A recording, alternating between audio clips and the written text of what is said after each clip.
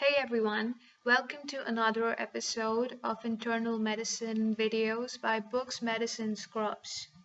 Today we're going to learn about diverticulosis and diverticulitis. Before we begin, let me ask you a question. Which part of the body does this condition affect? The answer is simple. It affects the colon.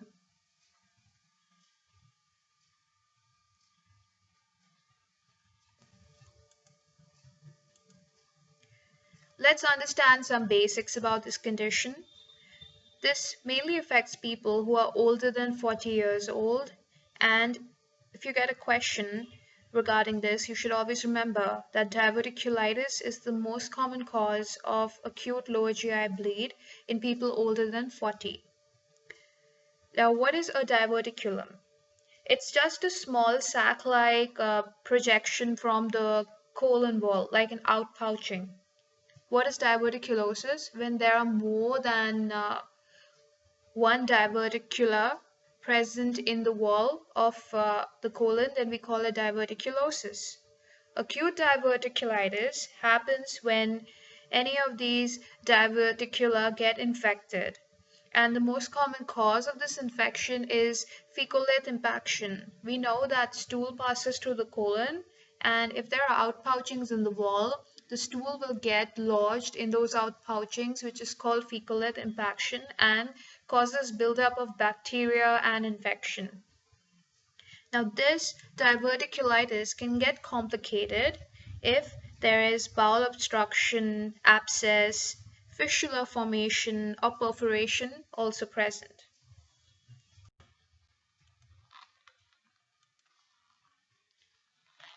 So, what are the risk factors that lead to the development of diverticula in the colon and further lead to diverticulitis? The most important risk factor is diet. So, people who consume more processed foods and eat low fiber and high fat, as is very common in Western countries, often suffer from diverticulosis. The other cause is advanced age. The older you get, the chances that you will develop a diverticulum in your colon becomes higher. Then some connective tissue disorders like Ehlers-Danlos syndrome also increase your risk of developing diverticulosis. So what are the clinical manifestations of this condition? The first and most important complaint is left lower quadrant abdominal pain, as this condition mainly affects the sigmoid colon, especially in Western population, and the sigmoid colon and the cecum, they are all present on the left lower quadrant, and that's the part of the abdomen which pains. However, in Asian populations, cecal diverticulitis is also very common. So in that case, you will have a right lower quadrant pain instead of left. Another common complaint seen in acute diverticulitis is nausea and vomiting.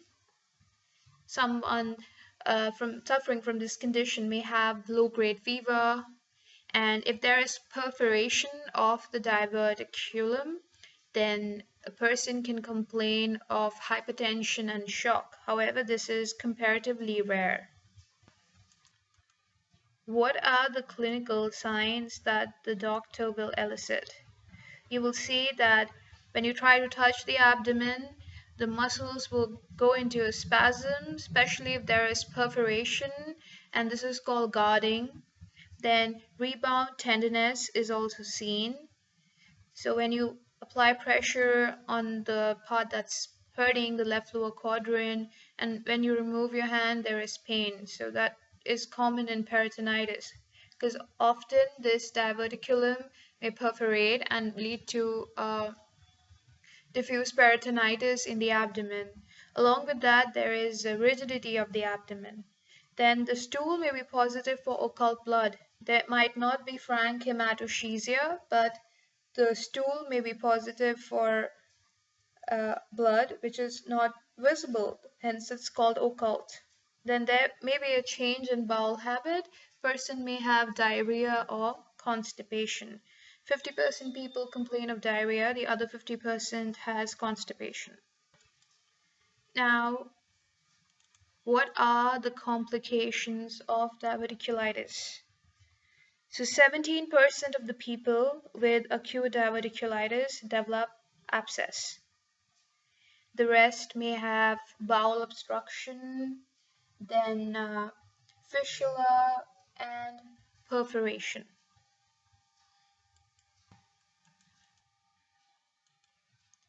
So let's talk about abscess. If a person who has been diagnosed with acute diverticulitis continues to have fever and pain despite antibiotic treatment for 3 days, is suspected to have an abscess. It's pretty much appreciated on an abdominal CT. It's the most utilized modality for assessing an abscess. And we normally prefer conservative management in a small abscess, but if it's a larger abscess, it needs to be surgically drained. Abscess can occur in other sites of the body like liver, lung, and brain, and spine. Liver is the most common cause of remote sites of abscess due to diverticulitis because the bacteria can invade the portal vein. So here in this image you can see the arrowheads pointing at the diverticula and the white soft tissue area that you can see around the colon that shows abscess. This sign is called fat straddling, which is very common in acute diverticulitis associated with an abscess. Now, the next complication seen with acute diverticulitis is that of bowel obstruction. What are the common signs and symptoms of an obstruction? The person will complain of a distended abdomen, abdominal pain, vomiting, can't eat anything, and if you do an x-ray, you'll see air, fluid levels, and distended loops of bowel. So this is a common complication of diverticulitis and happens when there is narrowing of the lumen of the colon due to pericolonic inflammation, and sometimes there may be pressure due to a nearby abscess, which leads to narrowing of the colon and results in obstruction. Okay. So now we are talking about another complication called the fistula. Now there are two types of fistula. You can have a colovesical fistula or a colovaginal fistula. Now this is the sigmoid colon, and the sigmoid colon can form a connection with the bladder as is seen in the first picture, which is called a colovesical fistula. In this case, the urine will have traces of stool in it, which is called fecal urea. Along with that, there may be dysuria, pain during urination, and pneumaturia. Flatus may come out in the urine in the form of pneumaturia. If you do urine culture, colonic flora will be found in it. Now, the other kind of fistula is a colovaginal fistula. In that case, there'll be vaginal passage of stool or flatus.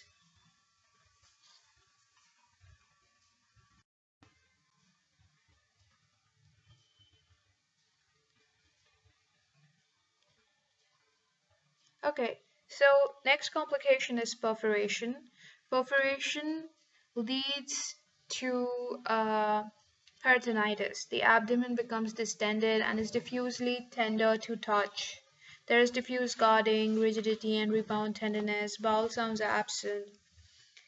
So it is generalized peritonitis. It results from rupture of a diverticular abscess into the peritoneal cavity or free rupture of an inflamed diverticulum with fecal contamination of the peritoneum. And this becomes a surgical emergency. Now, so this is an important complication. Now, what's the diagnostic approach? when dealing with diverticulosis or diverticulitis. The best imaging modality is a CT scan. You have to look for the presence of thickened bowel wall, as you can see here. There is bowel wall thickening and the thickness is more than 4 millimeters. Increase in the soft tissue density within the pericolonic fat secondary to inflammation called fat stranding. So when you look around the colon, you will see that there is increase in density of soft tissue. Okay, and this is a side effect of the inflammation, and it has a special name called fat stranding, and this is important. Okay, then complications like abscesses can also be detected via a CT scan. Bowel obstruction can be detected with the help of a CT scan, where there'll be presence of dilated loops of bowel with air fluid levels in proximity of an area with pericolonic inflammation of fat stranding. So near this area of fat stranding, you will often see signs of bowel obstruction. There'll be dilated loops of small intestine and air fluid levels. Then you'll know that it's bowel obstruction caused by diverticulitis. Okay, and now this area, this so black other than part that there are many lab tests that are also conducted to diagnose diverticulosis or diverticulitis. So you can do a CBC, which will show increased WBC count. Other than that, you can conduct CRP, which will be raised.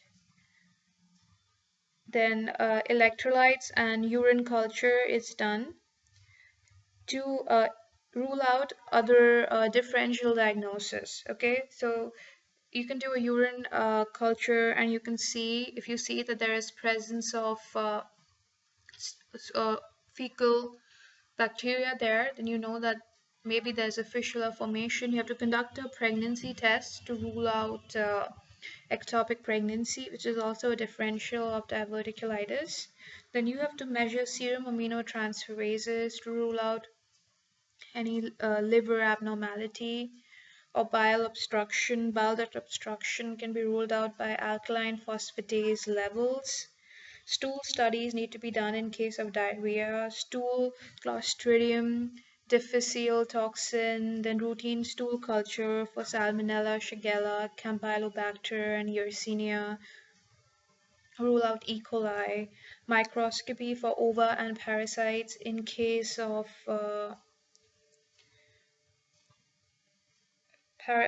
parasites like Ascaris, then Giardia stool antigen. All these need to be done. So what are the differentials for acute diverticulitis? Irritable bowel syndrome. However, in this condition, it's easy to rule out because the CT will be normal.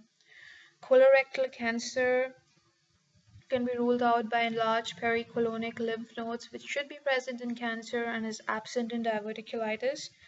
Acute appendicitis will have a migratory nature of pain, which is absent here, and even the CT scan will rule it out. Infectious colitis will have diarrhea, and then you will also see antigens in the stool test.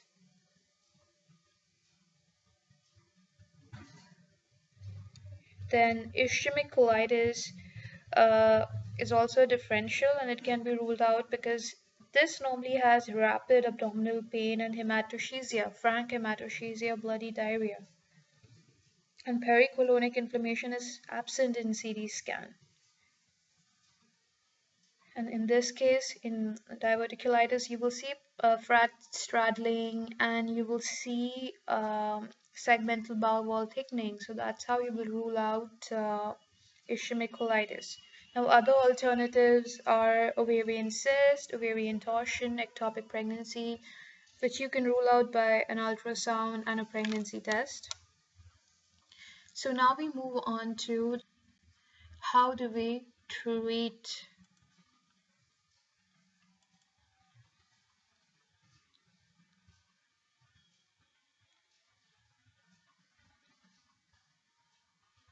Now, if it's an uncomplicated case of diverticulitis or diverticulosis, you can just do follow-up and place the patient on a high-fiber diet and give him some antibiotics, okay? So in diverticulitis, it's normally bowel rest, nasogastric tube placement. You don't give solids to the patient so that the bowel can rest. And then you give broad spectrum antibiotics like metronidazole, fluoroquinolone, second and third generation. You avoid barium enema or flexible sigmoidoscope for fear of perforation because the colon is already inflamed. You don't want it to perforate. Surgery is only done in complicated diverticulitis. Okay, if there is perforation, then it's an unstable patient. There you need to do immediate surgery.